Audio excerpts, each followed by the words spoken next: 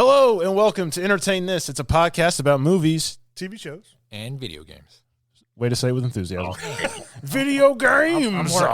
I'm Tom. With me I have Hayden. and Mitch. And we have a special guest. We have Chris Maher, the seventh, the king of a place I've never been made aware of. Actor, producer, writer, known for such films as Locked In, Blowback, Canyon of the Dead, Mojave Diamonds.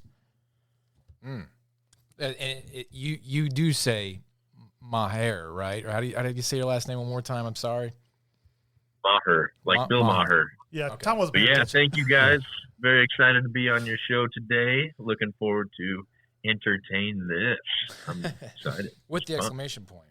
Yeah, entertain this. Exclamation point. That's right. We have an angrier show called Go Entertain Yourself. Yeah. Hey, go entertain yourself, kid. Get out of here. When we first started, Very there was another Entertain This that started like 2 weeks after us that had like the little ... after their name, so we had to make a point. Yeah, we had to dominate and win. So far, we're the only survivor. They gave up like 2 years ago. Well, Chris, I'm going to start off with a bone to pick because you have no business being this talented and this handsome. So tell me something wrong about yourself so I feel better. Whoa, thank you, first off, for thinking that I'm talented. What do you got? Give me a flaw. Give me a flaw. Come on.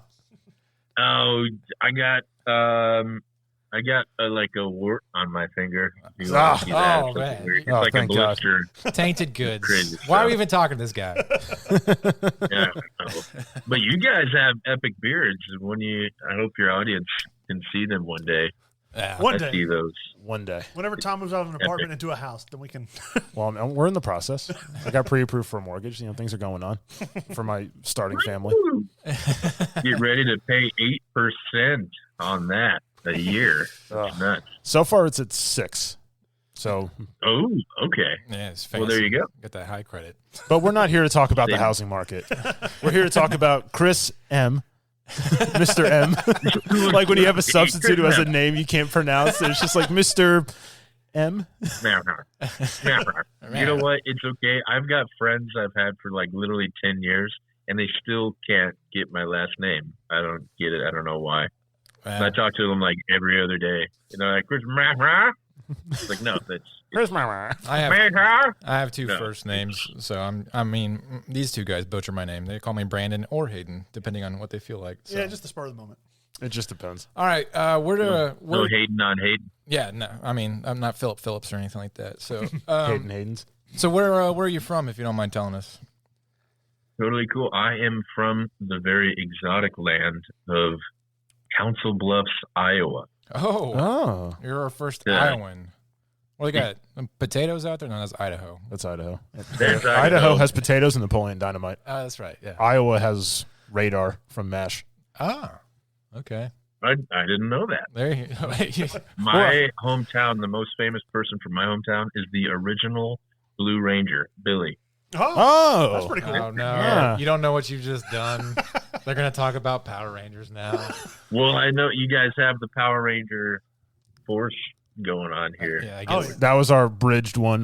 Hayden had deployed for a year, so we changed our thing to just me and Mitch. And me and Mitch love talking about Power Rangers as much as humanly possible. They got it out of their system. Fair. I thought.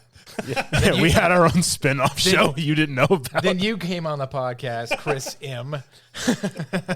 Now we can just talk about the origins of the Blue Ranger, Yeah, the OG Blue Ranger. That'd be cool. we've got That all would be an stuff. awesome role to play. Like, come back and be Blue Ranger number 20 or whatever they're on now. I mean, They're rebooting. It's going to happen. We digress. Let's get back on track here. All right. So, Getting back on track. how'd you get into the biz, if you don't mind me asking? Oh, I don't remember. I used to, I had done stage and theater stuff my whole life from like junior high school. I even started doing it in college a little bit. Okay. I left for a while at college because they were really mean to me. They didn't like me. So I was like, all right, I'll go be like a serious person and study economics and policy and law and traveled. I came back from traveling and studying working abroad for some years. Okay. And a friend of mine actually asked me to audition for a runway modeling show that she was putting on here locally in Omaha, right next to Omaha. Wow. And Great. so I skills. did. I got it. I got on stage. I got like professional photos. Was doing like TV interviews, and I was like, "Hey, this is fun. I miss being on stage. Yeah. This is cool stuff." And then I ended up moving to Chicago, where I started doing more of the modeling, Okay. and then taking more acting classes and doing like commercials and doing more theater stuff with like Second City, which was awesome. Mm-hmm. And from there, starting to get into movies and now shows. So you got into it by being handsome. Yeah. Yeah. I got into it. They just went, hey, that guy's good looking. Let's get him in here. They're like, but can he? And then they were like, no, he can't. I get We'll just paid give not him to the be in smiley. stuff. Well, I mean, No, traditionally the actors we talk to, they go through the education route. Like we talk to some people that have been through, I can't remember some of the schools they've been through, but like do you remember what Peter Jacobs went through? He was educated in New York Yeah, for so film. Some acting school or something. so they go Yeah. through school and they get their foot in the door. To see the opposite side, where the modeling standpoint, and get in. Is there a lot? Do all models aspire to be an actor? no. Many No? of them, actually, that I know and speak to are like, no, not for me. Don't want to talk on camera. I just do the thing where, I can smile. smile. at you. I hold the thing and smile. That's Mhm. it. Do you have like That's your own nice. Zoolander Good money. pose? I might. What, This is Blue Steel. what? His was Blue Steel. What's yours called? We just, call it. He goes for this blue steel. I aim for the Magnum. Still have The Magnum. Oh, that's right. Get it. I call mine the We're getting Magnum.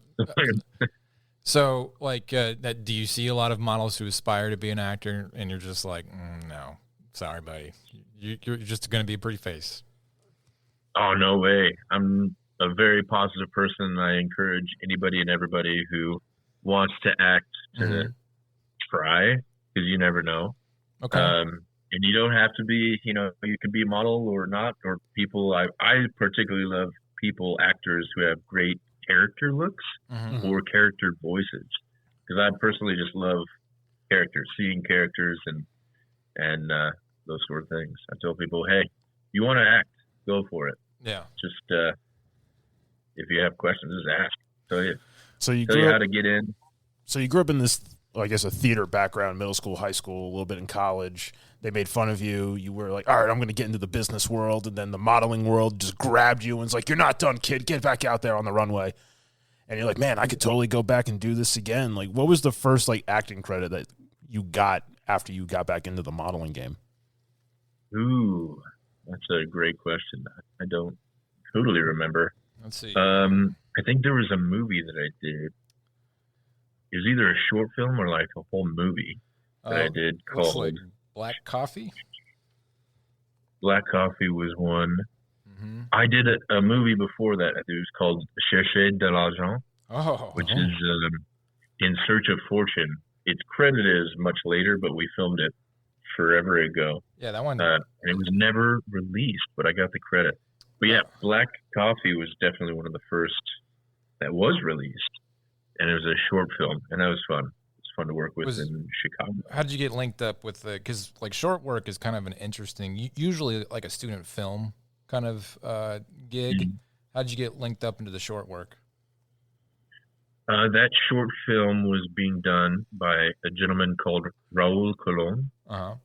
And I met him through people through the modeling world in Chicago, Mm-hmm. and like modeling and acting world, and people got linked up. We were prepping to shoot some show, something that never happened, sadly, which would have been cool. Yeah. And then just people I met through that show and through that modeling world were like, "Hey, there's this guy out here who says he can act, he thinks he can. We've got like this role coming up, and he kind of fits that character, that person, Yeah. just right." So I come in, hey guys, I'm the guy, and then we did it. It was great. Okay. I highly recommend. Search it up. I think it's available to watch. Black Coffee. Yeah. Somewhere. It's definitely listed on your IMDb. It looks like you did another one, Away from the Mountain, shortly after. Yeah. And then you got into a TV show for 3 episodes called Duels. Oh yeah. Yeah. There was an app.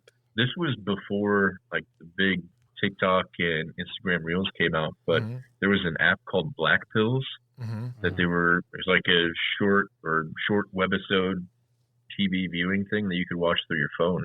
Okay. Years ago. And we were on a show called Duels that was on there. And I don't know where you can find it now, but it was kind of cool. That's cool. So you were like ahead of the game, and as far as like internet content and having, I guess you could say, serialized. Like people knew that there was going to be other episodes coming out after they watched your first bit. Yeah, yeah. And it was like, I don't remember if it was a subscription service where you could pay like $1 or $2 a month or something. Super cheap. Just an app you can go through and watch shows on your phone. Back in my day, it was Vine. I remember Vine. I remember it was do it for the Vine. Yeah. And that was like the one key phrase to get somebody to do something stupid. Like jump off a roof with a table umbrella. It doesn't work. Brilliant. Does not work. Did you do it for the Vine? No, I yelled, do it for the Vine. Oh, okay. And then Chris jumped off the roof off a 1-story house and ate it. So what about Clash of the Vampires? Was that traditional TV? We'll be right back. Ever wondered what a rhythm-based stealth game with dinosaurs might look like? Or a farming sim in space with zombies? Welcome to the Gaming Blender podcast. I'm Matt, and with my co-host Scott, we take a random game genre and random game mechanics, blend them all up, and pitch wild, totally hypothetical games you've never heard of, and maybe shouldn't. New episodes every other week. Hit play and unleash your inner game dev. No coding required. Search the Gaming Blender on your favorite podcast app now.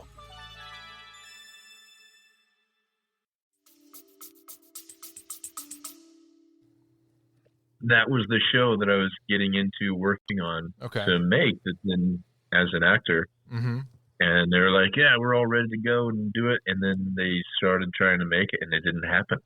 It just didn't happen. So the credit is still up there. Yeah. But we never got it. Oh. So, yeah, I don't know. But your experience. You talk to them and be like, hey. Sorry, your experience working for short work, and I guess you would say traditional film production, and then what you have done as far as, I guess you would say, traditional TV. Can you describe what the differences would be like for that? You know. Oh yeah, very different. Traditional TV, like I just did an episode of Rescue Hawaii Surf that just came out for Fox. Oh. I was on that. We got to shoot in Hawaii, most beautiful, amazing film set I've ever been to, right on the beach, mountains, everything. So that is extremely structured and very go. So it's like, okay, all right, we have to get these guys in here. We have exactly 5 minutes for, them to get prepped, look, right? Okay, get in here. We're going to take maximum 5 minutes per take, per look, whatever. And then we got to get out of here and on to the next shot. Right. Well, film is, it can be a little more relaxed. There is a lot of that. There's a lot of hurry up and wait in film. So I've spent, as many actors might tell you, they've spent like entire days in their trailer just waiting to be called to set and be like, all right, get on set. Yeah. Cool. Now that you're on set, you're just going to stand here for like another hour or two and be ready to deliver your 1, 2, 5 lines for this scene. And it's great. Do you prefer TV over film, or what like the down to business kind of craft, or do you like the idea to let people breathe behind the camera or in front of the camera? I like film because film sets are great because you create and build like a little family, a little film set family that you have, but it's for, a month or so. Yeah. I have not been a recurring character on a TV show yet. Okay. Yeah. But I feel that would be the same. I love that camaraderie. You all come together, work together toward a common goal, and it becomes like a little work family. And it's so fun. You get great experiences with people, and the that we talk to that say, like, if you get that reoccurring role in a TV show, it's kind of like striking gold, because it's kind of like a 9 to 5. Like, everybody's done at some point in the day, and you still have the rest of your day to enjoy another life. So I could only imagine you get to be an actor and have a time off. Yeah, having a recurring role on a TV show is definitely a big goal. That means you're working, you're getting your bills paid, and that's something that's not easy to do as an actor, for sure. So aside from Hawaii, I mean, you've probably been to a bunch of locations. Aside from Hawaii, what would you say is your probably best film location you got to be a part of? Ooh, we were filming for Canyon of the Dead, which is about to be out later this year. Mm-hmm. We were filming just outside of Gallup, New Mexico, in the canyons out there. So, like, we were deep in the canyons and the beautiful, like, desert landscapes. And that was definitely one of the coolest spots. We were working and shooting on the Navajo reservation. Wow. And working with a lot of the native guys there, who were some of the coolest people I've ever met in my life. Yeah. And we were just enjoying the fresh air, the amazing landscapes, and just being in the solitary area, far from the cities and the wildlife of the city. How long were you shooting there? We had a lot of shoot days because we were trying to film that during COVID. In COVID times, we had a couple of COVID shutdowns. So let's see, we were shooting out there for a couple of months total. Wow. And then we ended up going to shoot in London for another extra 3 weeks. That was really cool too. When's this movie coming out? This will be out later this year. Mm-hmm. I think it will probably hit theaters.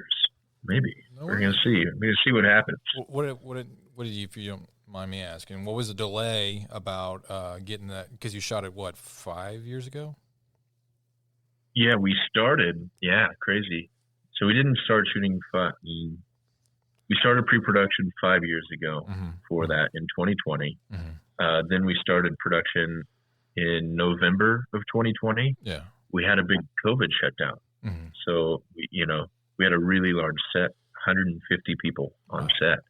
And we had several cases of COVID hit, even though we were outside and everybody was, being safe, masks, everything. We had a COVID shutdown. Yeah. We had to start shooting again in spring. So we took that big winter break to shoot in spring because of weather, cold, and just reorganize. Mm-hmm. So we did that.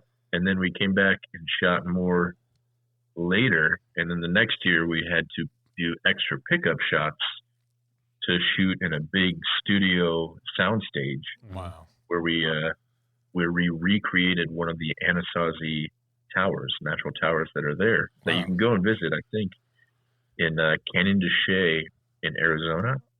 We shot many, many different places, and it's a pretty large undertaking. Well, this sounds like this sounds like a big money movie.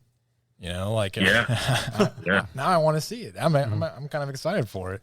And your it's big. It's character in this film? I played a character named Bud Wire. It sounds like Bud Weiser. Budweiser. Yeah. And it's based all on true events, true story. The story is about Earl and Ann Morris, who co-discovered the Anasazi nations, the first nation in the U.S. Okay.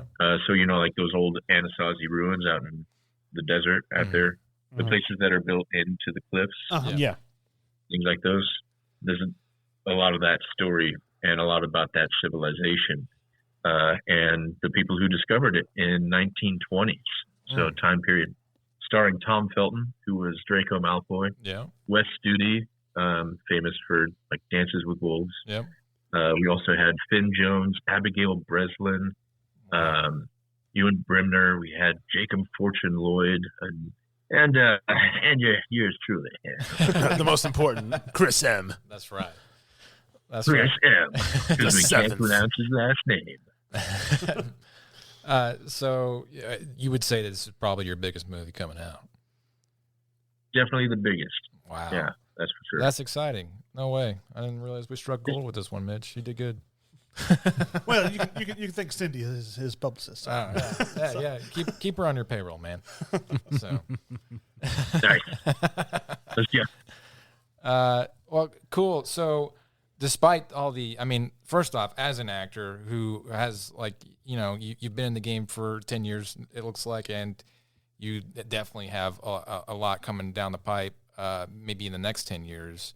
To have this as a background movie, maybe even your first big in theatrical release kind of film with, let's just call it a nightmare production shoot because you had to stop to shoot a couple times and all this other stuff. That's probably going to be an experience story that will carry you a long way. And when you are a senior person on films and people are having crisis mode and stuff kicking off, you can have things like this to refer to, right? Back in my day. Yeah.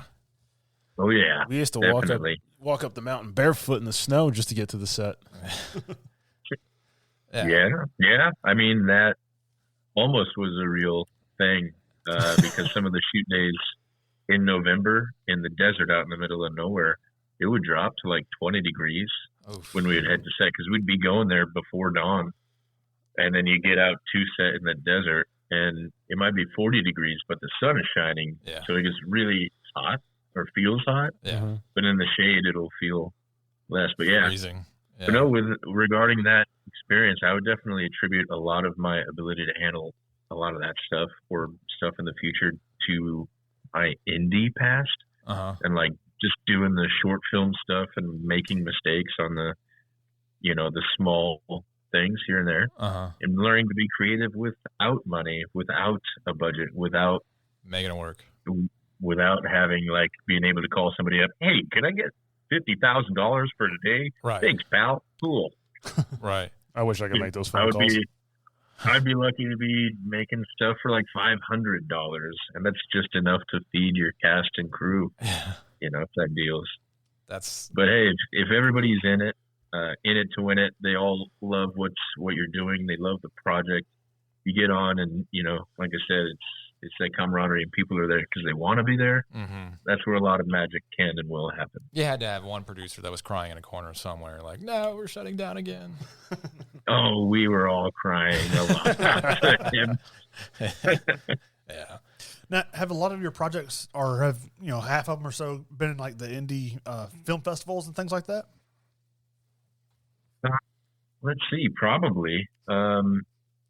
I don't remember which ones. I think some of the shorts have done pretty well on some of the indie circuits.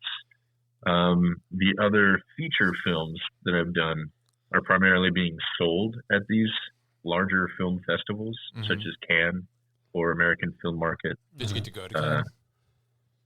Yeah, I've been going to Cannes for the past 3 years. No way. This last year, we held a big, cool red carpet party for Canyon of the Dead. It was at one of the big fancy hotels, and we had the red carpets and doing all the cool photo shoots and all the photo ops, and it was pretty fun. How'd the audience take the premiere? Did they laugh at the right beats and were into it? I guess there are like a few moments of laughter, but it was more of a historical drama, like we were saying. So there were the gasps where it needed to be, and the wow with some of the shots. You find yourself watching the audience more than the movie, like react. Kind of, because on that one I was helping to be part of the producer team and helping some things go through left and right, just to try and help make things happen for the production. Just helping out. Like I said, I've got that indie background, and I'm like, hey, I was working with the director, writer extraordinaire, Cordy Voorhees, specifically.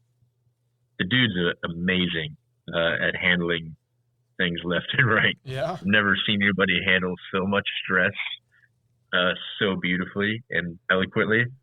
It's just okay. You just receive extreme, crazy bad news like the shutdown, for example. Okay, all right, everybody, here's what's going to happen. We're going to do like this and that. And he makes it look, he would turn crazy things like that into opportunity Yeah, and into something good that people look forward to. Oh, wow. yeah, you can And sell eternal disaster. optimism. So, Dude, oh, man. Dude's amazing. that's Great guy. That's how you're a leader. So you talked about being a producer. Yeah. How did you find yourself into this role? Like, I see you made some short work yourself. What is this? The face. What was it called? Funny Face. Funny Face.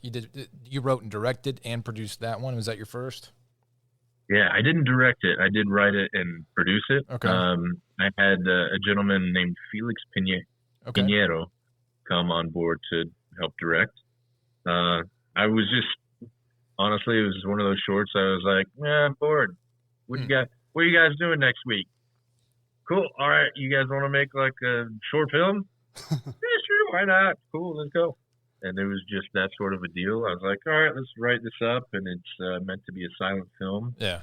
Hired some amazing composers to come on board and give like a French marionette style music to go with the short. Oh, cool. And then, had some great makeup artists come on board to do Funny Faces, the clown faces, and got some cool people on board. And then I never released it.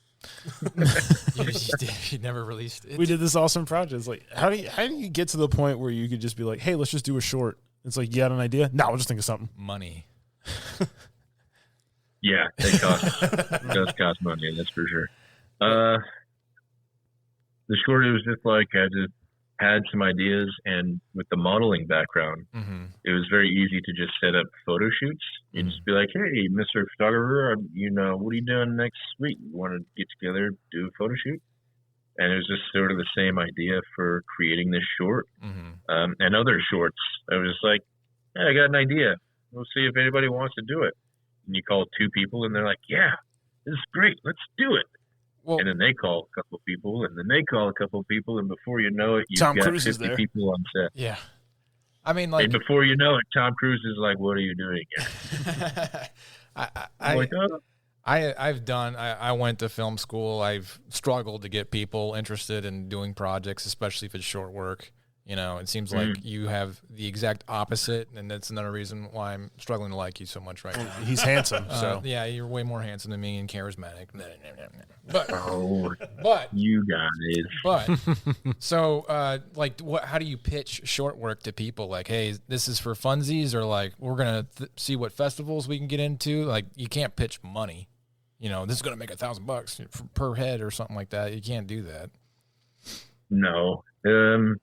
A lot of times it's just because of where I'm at, who I talk to, annoyingly talk about making movies and acting and all that all the time with everybody. And so I think just talking about it enough to enough people, it gets them excited because they have the similar passions and interests. Yeah. And when you're talking about passions and interests with people who find to have the same passions and interests, you can get that collaborative effort going on, especially when people get excited about a particular idea. It's like, hey, what are you doing on Friday and Saturday? You want to do a thing? Yeah. And they're like, no, don't ever talk to me again. Or they're like, let's go. Sweet. And then, stuff comes out of it, and sometimes it's out there and gets a ton of laurels and great stuff. Or, at worst, people come together and it's a great networking event for people who are working, who want to work. You're just calling the wrong people. I am. I was about to say, like, there's people out there that make, film for the sake of making it and not just because, like, they want money. That's wild. I clearly I'm in the wrong circle, but money helps. Yeah. Money helps. Well, I get that too. Yeah. So yeah. Looking at the tough part is also in film school, everybody's also trying to do their own thing. And I believe, and it's not until you're actually out there, right? Are people like, yeah, like this is great, and you find passionate people who may not have gone to film school but want the experience. What I advise, and with my, I'm obviously not in a position like you to give advice, but Here it is. But people who are starting out, I'd say, sure, you want to be a writer, you want to be an actor, you want to be a director, but also find a technical trade behind the camera that could apply as well. Be a helper on somebody else's set. If you can be that grip guy, do you got anything like that too? No. I mean, I would just say as the producer guy, my skill outside of acting is I feel like I'm very good at recognizing people's talents and know what they like and knowing how to kind of put them and connect them with the right people to do the right awesome, cool stuff. Yeah. And just know like, oh, this person really loves the Power Rangers and they know how to, do martial arts. Yeah. Meanwhile, I'll be like, oh, wait, there's this person who just really loves cosplay or something. And it'd be like, cool. And I know this guy who's an amazing cinematographer, but he hasn't had a chance to get out there and do stuff. Let's do a fight scene with Power Rangers and, put them all together and see what happens. And then you collect a finder's fee, right? You get to collect some finder's fee money. If there's money in it. So we wouldn't have been here without me. It's just doing a thing. But I totally agree. I do agree 5,000% with you. Yeah. For me, like I said, mine is more of like my experience is on the business side of things, putting it all together and just knowing who is good at going where, what, and doing that. I tried learning camera stuff and I am Me too. Technical guy. Me too, man. And every freaking year there's a new camera apparatus with crazy technique that requires a college degree to figure out. I just I can't keep up with this. So it's insane. And I try to talk to a lot of these camera guys who are super excited about it. And I'm like, I have no idea. I recognize 3 of those words. Yeah. But I see that you're excited about it. So I'm like, I know exactly who to put you with, to geek out about it on set. That's how I get when Abe starts talking about specifics behind camera stuff about movies. And I'm like, okay. Just nod. Yeah. I mean, some stuff. All right. Anyways, looking at your IMDb, it has you listed out as like an actor, a producer, and a writer. Which one personally do you find the most rewarding? Oh, definitely the acting and the producing. I don't know. Producing is pretty rewarding in and of its own self. Yeah.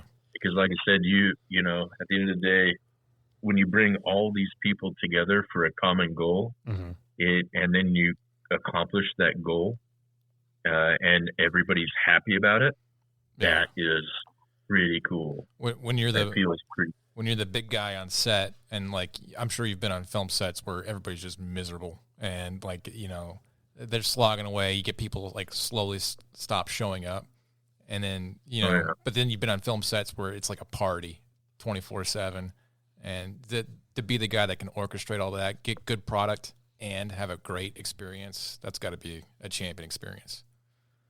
Oh yeah, I've been fortunate to be on some great sets like that. Yeah, where it's like I say, some of these movies, it turns into something of like a family environment. You get your temporary family, then it's the last day of set, and it's a bittersweet thing. It's like, wow, we did some cool stuff. It was awesome, and we all became such close, great friends for the past month or two, and then you all gotta go say bye and go to work on the next thing. But I agree, it's definitely there. And there's the opposite end where what it's like being on those bad sets where people just sometimes may not know what they're doing or didn't have the budget, and people are being miserable about this or complaining about that. Yeah. Have you ever found yourself in under somebody who's difficult to work with, and then you're just kind of trying to take over a little bit, for the sake of the film or something like that? Oh yeah, I don't try to take over anything ever. Yeah. I'm always I'll be like, hey, if you guys need help with anything, let me know. I'm there for project link. But the most of the time, if anything like that happens, I just do this thing where it's just smile and nod. Smile and wave, boys. Smile and wave. I do that a lot. Yeah. And you realize it's like, well, yes, this is my passion. It's something I love to do so much. It's also a job. It's my job. It's my career. And sometimes even in the 9-to-5s, people in the 9-to-5 office job, you got to work with people you don't like. You have to work with people who are crappy. Yeah. You have to work. And that is a normal thing. But these movie sets are temporary things when it comes to that. Right. So I can just be like, cool. All right. I'm getting paid. Yeah, You can waste all the time you want. I'm getting paid no matter what. I can see a lot of people having problems working with you. I can understand why you'd be a Oh, yeah. difficult person. Oh, yeah. Oh yeah, I'd be so mad. Man, this laid back handsome guy. How dare he? I just got one of those faces that people just really want to punch. He's too pretty. Hit him. Like, look at this guy. They just One wanna- thing we do like to ask actors who have good amount of credits and have been around a little bit. We always ask, what is your biggest starstruck moment in your career where you like saw like an actor or you were somewhere and it was just kind of like that moment of, holy crap, that's so and so, or like, oh my god, I made it. Well, I Or would both. say making it when I felt like I made it was when I got my first SAG residual check. Oh, yeah. Hey, It was honesty. I appreciate that. Most people are like, oh, when the camera was first turned on, like, yeah, I hear what you're saying and I agree. that's when I'm like, I am a paid like I get paid for acting commercials, but when I felt like I really made it, Yeah. it was when I got that first SAG residual check. Yeah. And I think it was like $65. Nice. And I was like, yes, You framed this it. is the best day. No, I cashed it. You got paid to do something you like. And That's probably like the most like grounded response, I think. That's realism. I appreciate it. A lot of people give us some BS answers, and I'm like, okay, we'll believe that. Sure. What about a when it comes to starstruck? starstruck it might have been. There are a couple of times. I'm always like, wow. Every time I'm on set with somebody cool who has credits, I'm like, wow, this is the coolest. But I think one of the first ones was working with Tom Felton and Wes Studi. Yeah. Because I was basically working as acting as Tom's right-hand man or one of his right-hand guys.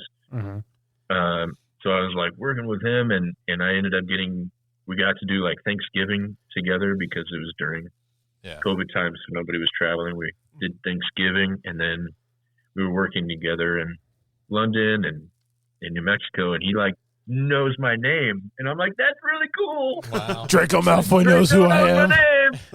And we had little preliminary showings, whatever you want to say, in London. So we got to hang out there and chat, and I was like, I just play cool. All right, I'm talking with one of the stars from one of my favorite movies of all time. Totally cool. Were you like totally normal? Were you like, should I ask him questions about Harry Potter, or should I just not ask him questions about him? What was going through your mind? Oh no, we didn't talk about that too much. Well, that's good. That's probably for the best. Yeah, and what was it? There was probably another time. Oh, there was working with. Oh no, why can't I think of his name right now? We were doing Desert Dawn, the movie Desert Dawn, and it was starring. It was Cam. So Cam, and then also Cam Gigante. Is that how you pronounce? I've worked on a couple of things with him. I'm not seeing it. Being recognized by Cam was really cool.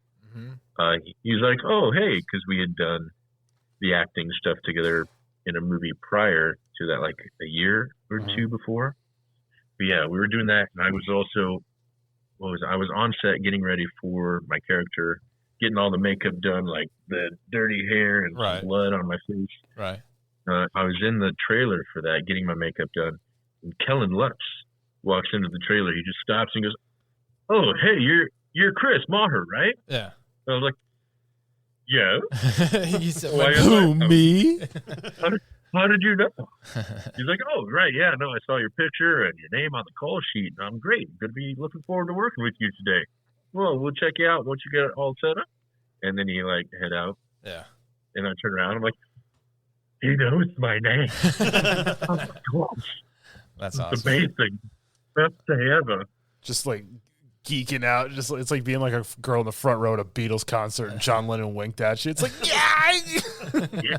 It's like these people who are, you know, big stars, and Kellen and Cam, they were some of the big characters in Twilight, which is huge. And Kellen's done some really cool stuff. And they're awesome guys, great guys to work with. Yeah.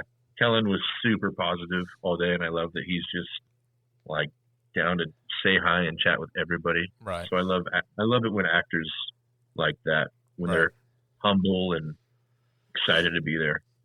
Yeah, it's always nice when somebody that you know that they've done a lot of good stuff. They know they've done a lot of good stuff, but they're still like a normal person to you. They're not like, kind of like giving you the cold kiss shoulder the or ring. nothing. Like, yes, I am that person. Yeah, it's crazy because people forget that actors are people too. Well, sometimes actors also forget that they are people too. So this is true. Yeah. Do you have any crazy stories about that? Some wild, demands or anything like that?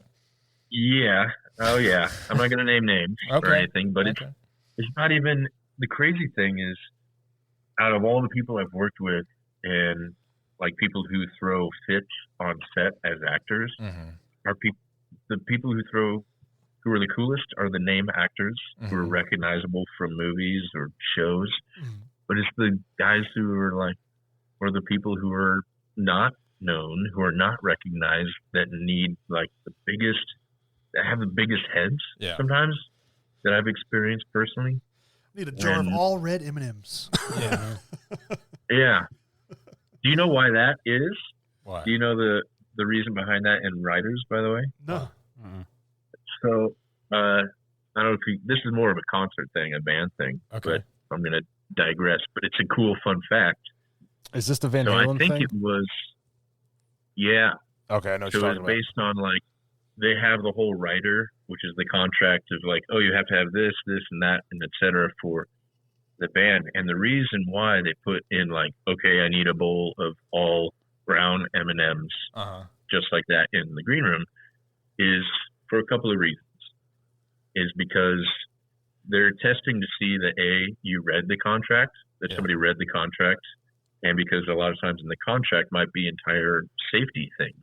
I think you referenced Van Halen, but they had like a pyrotechnics thing that went wrong simply because the stage or people producing it didn't read the contract and they didn't know how to properly do it. So since then, they're like, okay, we need to make sure that people read the contract. Right. But it also creates an escape clause. It's like, okay, if you don't have the brown M&Ms, we can technically cancel because you didn't follow the contract. What a wild loophole, I guess. And it's a little, but it's like, yeah, if it's in the contract, technically they have to provide it. But it could be a thing of like, well, now they didn't fulfill the contract and we don't want to play. Huh. So I never knew that. Do it without penalty. But yeah, I mean, but the real, it was all for the real safety reason reasons. is more because of safety. I've never heard an argument on the defense of why a person should have a bowl of brown M&Ms. Like, but it makes sense. That They does. didn't read it. Yeah. That does. That's perfect. Yeah. Because like early 80s Van Halen, like they would do these shows in California and around like the West Coast, and like the stage and stuff they had set up for like David Lee Roth, like going out like towards the audience, like they were rickety, like he fell through one of them. So they would have like all these like big safety clauses in their contracts, and then they would put the most outrageous nonsense mixed into it, like, oh, only brown M&Ms. Every girl who comes in has to wear green shoes. Right. Like, it's just all this like wild nonsense that they want. It's like there has to be exactly 5 bottles of Jack Daniels on each table. If there's 6, I will lose my mind. Like, it's just that BS that they would put in, because then they would go in and look to see if all the crazy crap was there and be like, all right, they read it. It's like, we should be okay. Yeah. So it's basically because of safety, because of, I remember the pyrotechnics story, and it's like, if the guy simply read the outline of everything that needed to be done properly, there would have been no problem. Yeah. But it was clear that they just didn't read it.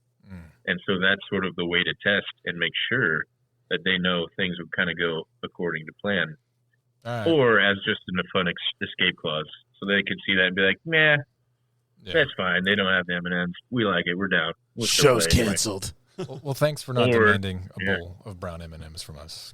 Yeah, where is my It's in the mail. It's in the mail. We sent them. They're fresh from the M&M factory. We read everything. We swear. Yeah. We promise. It was all in the contract. We read every single word. So. Quit. I'm quitting. I cannot believe this. I'm calling my agent. Is there anything you got that's coming up you want to talk about that you're involved in? He's already talked about the Canyon movie. Yeah. Aside from the Canyon of the Dead that we're hoping for a theatrical release on this year. Hoping for a theatrical release. We're waiting for like some of the final confirmations on some things. So cross your fingers. Who's distributing that? Who's distributing that movie? If you don't mind me asking. That's what we're waiting for. Okay. We got some I can't say too much, but I understand. All good right. things Very are hush coming. hush. There she is. He doesn't. Probably talking too much about it, but whatever. It's fine. What? A movie? I'm not in that. Yeah, I've never. What about? I've never acted in my life. What crazy. Well, What do I have coming up? I was going to say, This weekend. Talked with your publicist, she mentioned something with a Victoria Jackson from SNL. Yes. So next weekend on February 8th, we are having a huge red carpet premiere in Virginia Beach of a movie that I co-starred in with the amazing Natalie Veeder as the lead actress. And we're having a big red carpet premiere for it called Boardwalk Winter. Okay. All right. It's going to be a lot of fun. We're going to do all the fancy red carpet thing. I need to find a suit. If you guys have any recommendations. We are not the tax bracket for asking for suits. I mean, you could borrow my tux, but I'm in gym clothes, so. I don't know what size you are. You a 46 regular with 34-inch waist? I tell you what, you get some tickets to that premiere, and we'll figure it out for you. How about that? We'll tell you wear what you the need. tux top with like the gym shorts bottoms. Yeah. Start. Great. Is that like the Idaho? Or Idaho formal wear. Idaho? Excuse me? Iowa formal wear. Iowa. I'm sorry. You got two states that start with an I. Right Pink next flamingo chubbies and a collar That's what I'm going for. Yeah. Oh yeah. All right. So you got the what was that movie one more time? Boardwalk Winters. Boardwalk Winter. Okay. And anything else coming out this year? This year, let's see. I don't even know, man. FTX, Descent into Madness. That'll be out. That's a pretty funny, crazy movie about the whole FTX scandal. FTX. You guys, FTX. What's this? the Sam Bankman-Fried people. I have no idea what we're talking about. Tell me more. So the whole FTX scandal, the crypto company that went bankrupt, and they were having like Sam Bankman-Fried, the leader of it, was like embezzling money or doing horrible, crazy stuff with money. No way. Anyway, it made a lot of big news in the crypto world. You guys are into that. I just remember Dogecoin. And Doge. Yeah, Doge, that's the thing. Hey, I'm a big fan of Doge. It made me a lot of money at one point. Wow. A long time ago. Man, you just striking gold everywhere. Were you born with a four-leaf clover in your pocket? Or? I am Irish, lad. So I'm just especially like the Irish up there, don't you know? That was a good accent. Yeah. I mean, he's an actor. He is an actor. You know. He acted very well. Crazy. Yeah. You don't have to be so nice. You can be a little critical. No, You can't be mean to somebody this handsome. You totally can. I'm used to it. Do you find that most of the work coming out theatrical versus streaming, like cable, what is the most interesting, most challenging? Can you describe, for the layman, what that's like? Well, everybody, wants their movies to be out in the theaters, but a lot of the things are now is just straight to streaming. Yeah, that's a big deal. And a lot of people, theaters are sadly kind of dying these days. It's not the experience it used to be. Tickets are extremely high. Yeah. The cost of living is really high, so it's hard to justify spending $20-something on a theater ticket. Yeah. Meanwhile, you could just spend less than that on a subscription and just stay at home. Yeah. So, And there's never a so line it's for like, the bathroom. yeah, exactly. And I feel like we're losing that sort of movie magic that's going on now and straight to streaming. But I mean, it's good to have straight to streaming for some things. Yeah. And other things, you got to have that big theater experience. You think that's why the indie film, dichotomy of like the film entertainment world is kind of blowing up even more so than like the big A, the oligopoly? You think that's because the streaming services? Streaming services have a lot to do with it, because now the average American consumes some ridiculous amount of hours of streaming, like per month, even. But there's also the fact that the past several years we've been in the writer's strike, we've had the SAG strike, and it's still not even all the way completely resolved. Well, you did it to yourselves. Sorry, what? You did it to yourselves. Yeah, I see. So yeah, it made things kind of difficult, and there were a lot of things that people aren't budging on, but it makes sense. Yeah. For example, like a lot of these studios wanted to say, even if you were an extra, if you were an extra in one of their movies, they wanted to have the entire right to copy your entire image, put it into AI, and then just continue to use that as extras, or like as extras in their movies, or their shows. We talked without ever paying those people ever again. We talked about this before, and actually you'll have a really interesting standpoint being an actor and a producer. Like there's some production, movements before the SAG strike where people were like, I don't know, there's no way they're not viewed as a villain in those situations. What was going through a person's head where they think that they could get away with something like this, and I felt bad for those actors. Money, typically has a lot to do with it, because can't be that obvious. Think about it. It makes sense. A background actor for SAG will cost, a couple $100 for a day. You got to feed them. You got to make sure everybody's good. And then you multiply that times, maybe you have a huge set day where it's 100 people. That right there, of just having one scene with like 100 extras, just extras, not even the main cast who, already is costing you $1 million a day. Your extras might cost you something like $100,000 extra per day. Right. Now, me coming from the indie world, I'm like, I could make like a huge indie film with that, just no name actors and this, just by getting people involved. Right. But with these studios, then you're talking potentially spending, $1 million on just extras, and it makes sense. But with the main people, the main name talent who's recognizable and wanting to take their images and use that continuously is, they'd be making bank off of that if they never have to pay them to be there or do anything again. You just hire some, like a stunt double or a body double, and you put an AI image over their face. You just copyright their likeness, the likeness and usage, and be like, hey, you don't have to show up, Mr. Rock, or somebody like that. Is that the future? They're just going to start using dead people. It's like in this summer, The Rock, or not even John Wayne, Buster Keaton, Charlie Chaplin, and Hitler star in is that 3 the future? Men and a baby. Is it just like, hey, Chat GPT 6, can you make me a movie? And then give him like a log line, and then just watch what pops out and see if you can sell it. Is that where we're going? Yeah, that's probably a very realistic thing that may be happening in the next 5 to 10 years. No, I hope so. Not. I hope it's not. In an entire industry is looking to be automated down. Automated AI.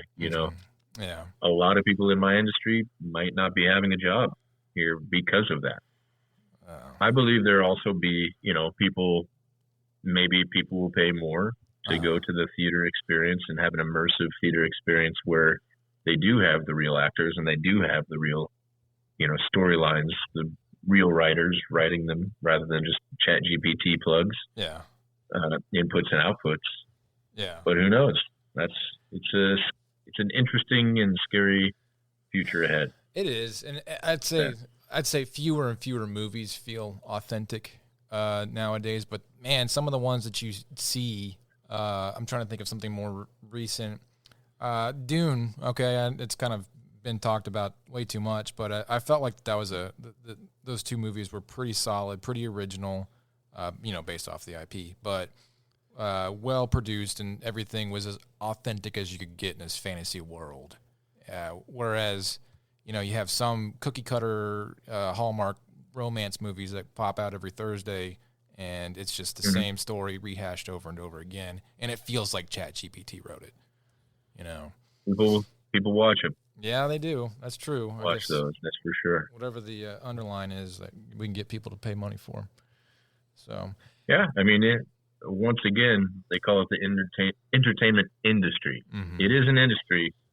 I mean, there are people who make the movies just as art, which is great, but they got to make money.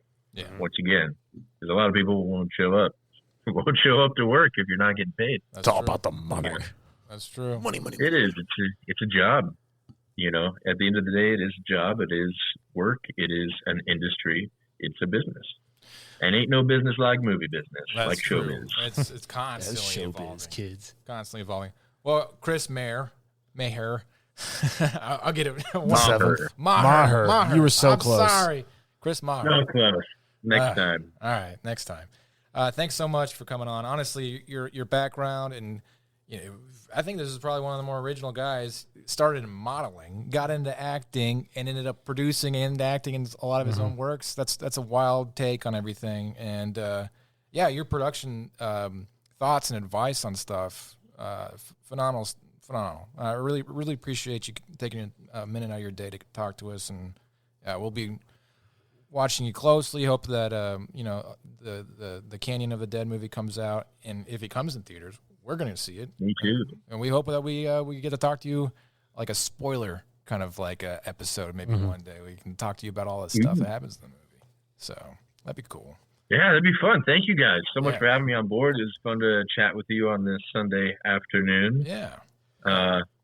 Thanks for having me. You guys rock. It was a good time. Yeah, just kind of laid back, take it as it comes kind of podcast. So just three guys with beards drinking Red Bull and hanging out. That's right. There you go. Hey, soon I heard you guys are going to be having some video portion on this next. We could we'll show people see those epic beards. Yeah, and we'll show people the face that we keep trying not to talk too much about. But here we are. So three and then watch the videos turn on, people. and it's like handsome Squidwards over here. Yeah, you did the face for that pretty good. Hey, he's just like more mad. It's like, damn it, he's more handsome. I have to be the most handsome person in the room. He turned the handsome meter from 10 to 11. Yeah. All right, man. Well, thanks so much, and we'll try and find a way to keep in touch. And thanks for taking some time with us. And that was it for this episode of Entertain This. I'm Tom. Hayden. I'm Mitch. And we'll catch you on the next one.